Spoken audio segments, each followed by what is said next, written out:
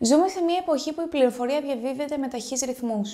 Η Wikipedia είναι μια παγκόσμια ανοιχτή εncυκλοπαίδεια που αναπτύσσεται στο διαδίκτυο από όλους όσους συμμαχούν για να συνεισφέρουν στην ελεύθερη πρόσβαση, στη γνώση με αντικειμενικά ελεύθερα και αξιόπιστα στοιχεία, τα οποία προσφέρονται χωρίς αντίτιμο.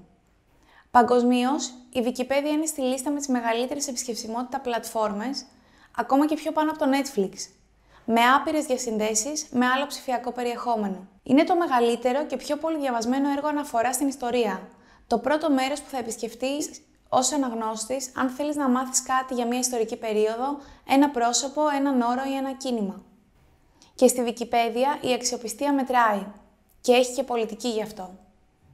Το περιεχόμενό της στηρίζεται στην επαληθευσιμότητα, την ουδέτερη οπτική γωνία, την καθιερωμένη γνώση, τις αξιόπιστες πηγές. Σκοπός του εγχειρήματος είναι η δημιουργία μιας αξιόπιστης, έγκυρης και πλήρους διαδικτυακής εγκυκλοπαίδειας.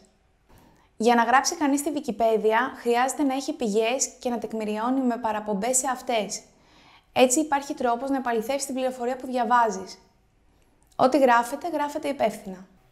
Συγγράφοντας στη Wikipedia, μπορείς να αντιληφθείς το σύστημα παραγωγής γνώσης και επιστημονικής συγγραφής με έναν αρκετά απλό τρόπο και να γίνεις μέρος μιας κοινωνίας που δουλεύει για την ανοιχτή πληροφορία.